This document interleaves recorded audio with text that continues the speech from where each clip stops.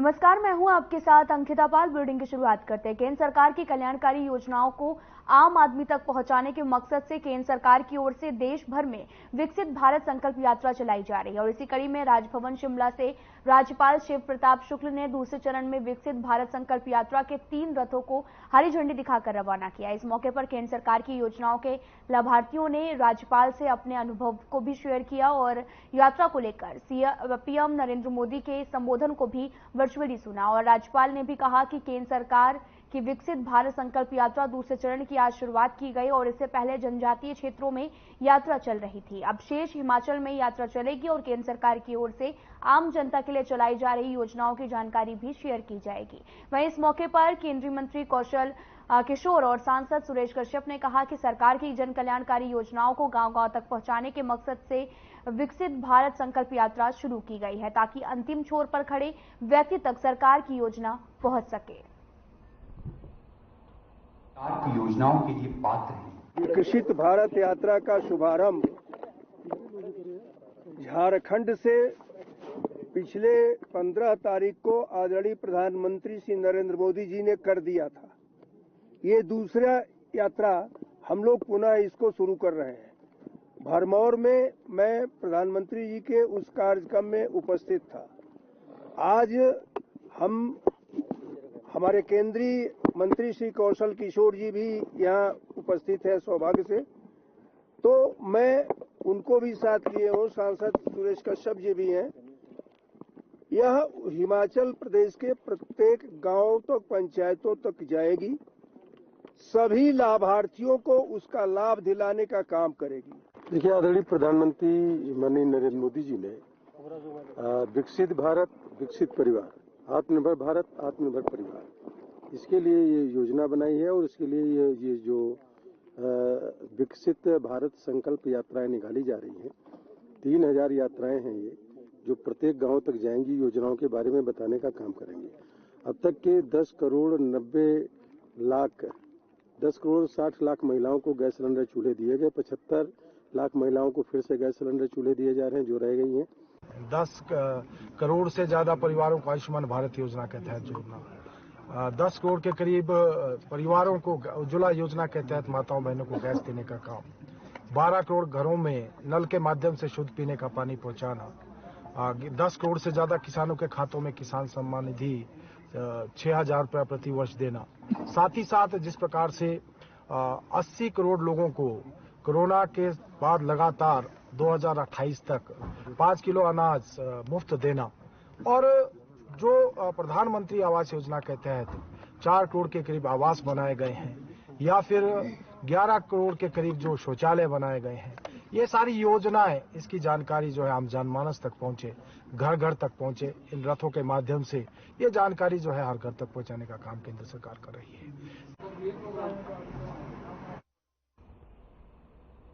शिमला में कैंसर पर आयोजित सम्मेलन में 12 विदेशी विशेषज्ञ चिकित्सक और देश के कई क्षेत्रों से आए विशेषज्ञों ने हिस्सा लिया।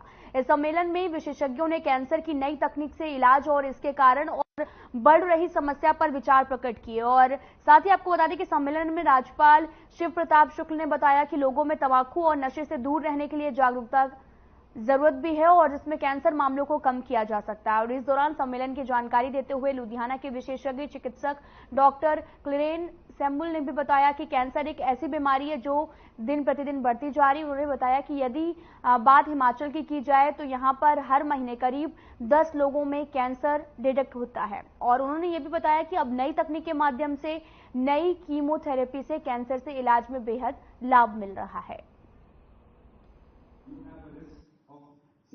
कैंसर का जो इलाज है, देखा गया है कि हमारी जो आमदनी है, महीने की आमदनी है, 10 गुना ज्यादा उसके लिए लगता है कैंसर के इलाज, इधर उधर जाना रहना और डायग्नोसिस के लिए 10 गुना ज्यादा होता है। तो ये हर परिवार के लिए एक बड़ा सा मुद्दा बन जाता है, पैसा खर्चा और आगे का जीवन कैसे रख सकते हैं। कुछ चीजें हैं कि लोग कहते हैं कि अगर कैंसर हुआ है चलो ठीक है, कुछ नहीं कर सकता है, वो एंड है। पर यह है कि कैंसर अगर हम जल्दी डायग्नोस किया जाता है, उसका इलाज है। उपचार से अधिक उसकी सुरक्षा की है और कैंसर के मामले में भी यही है। कैंसर के रोग पहले कम हुआ करते थे, आज इस नाते भी बढ़े हैं। कुछ अनुवांशिकी है और कुछ हमारा रहन सहन है, जिसको हम अगर सुधारेंगे तो निश्चित रूप से इस पर पार पाया जा सकता है। खर्चीला है, इस नाते मैं समझता हूं कि प्रधानमंत्री जी ने जो चिकित्सा के लिए लोगों को जागरूक किया और अब तो अस्पतालों में भी कैंसर की भी दवा मिल रही है, ट्यूबरक्लोसिस की भी दवा मिल रही है और ट्यूबरक्लोसिस के लिए 2025 तक का समय निर्धारित किया प्रधानमंत्री जी। हिमाचल प्रदेश में कांग्रेस सरकार को 1 साल पूरा होने जा रहा और इस 1 साल में सरकार ने बागवानी और राजस्व विभाग में कई अहम फैसले लिए हैं। बागवानी और राजस्व मंत्री जगत सिंह नेगी ने राजस्व विभाग के 1 साल के परफॉर्मेंस को लेकर कहा कि सरकार ने राजस्व विभाग में राजस्व और भूमि और अधिनियम में भी संशोधन लाकर विभागीय मामलों में तेजी लाने का काम किया। उन्होंने कहा कि संशोधन करके इंतकाल, पार्टीशन जैसी मामलों को लेकर समय अवधि में बांधा भी गया है और साथ ही अधिकारियों के लिए भी समय अवधि तय की गई है और लेट लतीफी के खिलाफ एक्शन का भी प्रावधान किया गया। साथ ही विभाग के सभी सत्रों के अधिकारियों को भी दिशा निर्देश दिए गए हैं। इस बार हमने जो हमारा राजस्व कानून है, लैंड रेवेन्यू एक्ट है, इसमें एक जो है संशोधन लाया है। इस संशोधन के माध्यम से जो हमारे रेवेन्यू डिपार्टमेंट में जो केसेस आते हैं, जैसे पार्टीशन का केस है, जैसे आपका म्यूटेशन का केस है, इंतकाल या डिमार्केशन है, या हमारे एनफोर्समेंट के केस होते हैं, या रेवेन्यू करेक्शन एंट्रीज के होते हैं, या मिसलेनियस जो भी रेवेन्यू संबंधित केस होता है, इनमें बड़ा लंबा समय लगता था, डेट पे डेटें लगती थी।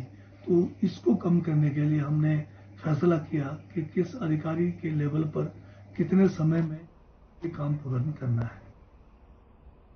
सिरमौर जिला के गिरिपार के हाटी समुदाय को एसटी का दर्जा देने के खिलाफ गुर्जर समुदाय हाईकोर्ट पहुंच गया है।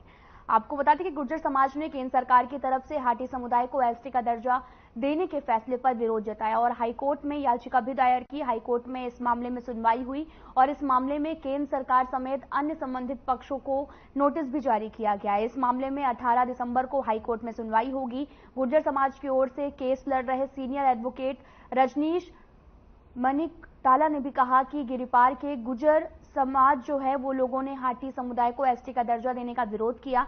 इनकी दलील है कि हाटी समुदाय एसटी का दर्जा देने के मापदंड पर खरा नहीं उतरता है और आगे उन्होंने कहा कि हाईकोर्ट ने इस फैसले में केंद्र सरकार, हिमाचल सरकार समेत संबंधी पक्षों को भी नोटिस जारी कर रिप्लाई फाइल करने के आदेश दिए हैं। कॉन्स्टिट्यूशन में एक प्रावधान है कि शेड्यूल्ड ट्राइब्स और शेड्यूल्ड कास्ट्स को एक वो स्टेटस देने का, तो उसके लिए एक प्रोसीजर प्रिस्क्राइब किया गया है कि शेड्यूल्ड ट्राइब कौन होंगे। अब जो एक कम्युनिटी है जिसको हम डिस्ट्रिक्ट सिरमौर में जिसको हाटी के नाम से जाना जाता है, उसको अभी रिसेंटली शेड्यूल्ड ट्राइब स्टेटस दिया गया है, जिसको इस पिटीशन में चैलेंज किया गया है और चैलेंज करने वाले हैं एक गुज्जर समाज जो ऑलरेडी एक शेड्यूल्ड ट्राइब हैं।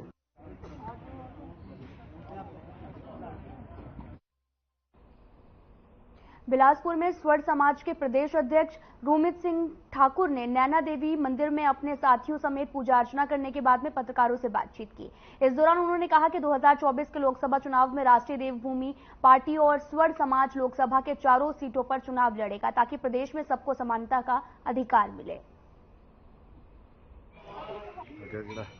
आज अंत्ययाग यात्रा का 95 दिन हम लोगों को पूरे हो गए। मां नैना देवी के चरणों में है आशीर्वाद लेने के लिए। 5 दिसंबर को समापन होगा कुनिहार तालाब स्टेडियम में और 1 दिसंबर से पद यात्रा शुरू होगी 100 किलोमीटर की घुमारवी से लेकर कुनिहार तक। पूरे हिमाचल प्रदेश का राजपूत समाज, ब्राह्मण समाज, बनिया खत्री समाज नया इतिहास बनाने के लिए कुनिहार तालाब स्टेडियम पहुंच रहा है 5 दिसंबर को। पूरे देश भर से लोग पहुंच रहे हैं। स्वर्ण समाज की आवाज को बुलंद करने के लिए, स्वर्ण समाज के अधिकारों की आवाज को बुलंद करने के लिए स्वर्ण समाज आज जागृत है, स्वर्ण समाज आज संगठित है, स्वर्ण समाज आज अपनी ताकत, अपनी एकता दिखा। हिमाचल प्रदेश में आज मौसम खराब बना हुआ है और राजधानी शिमला सुबह से ही आसमान में काले बादल छाए हुए हैं, जिससे ठंड काफी ज्यादा बढ़ गई है। लोगों को ठंड से बचाने के लिए आग का सहारा भी लेना पड़ रहा। मौसम विज्ञान केंद्र के वैज्ञानिक आपको बता दें कि संदीप कुमार ने बताया कि बीते दिनों में जो है जिला ऊना, बिलासपुर, मंडी, शिमला में कुछ स्थानों पर बारिश भी हुई है।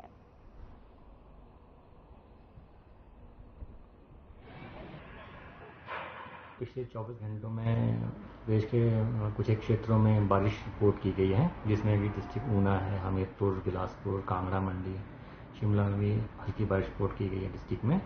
अमाउंट वाइज बात करें तो सबसे ज़्यादा ऊना में रिपोर्ट की गई बारिश 22 mm, उसके बाद कांगड़ा में है, गमरूर में 9.4 mm बारिश।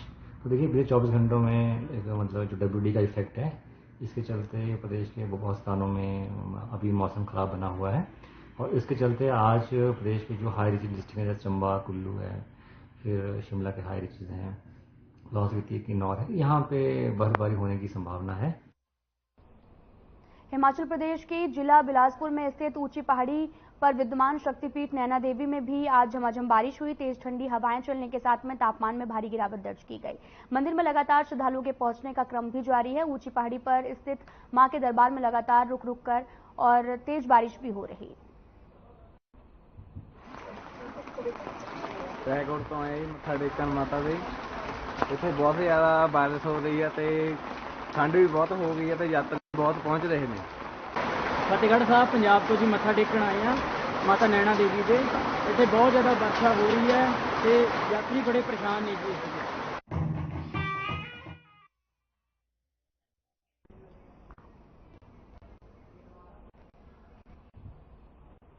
फिलहाल इस बुलेटिन में इतना ही। नमस्कार।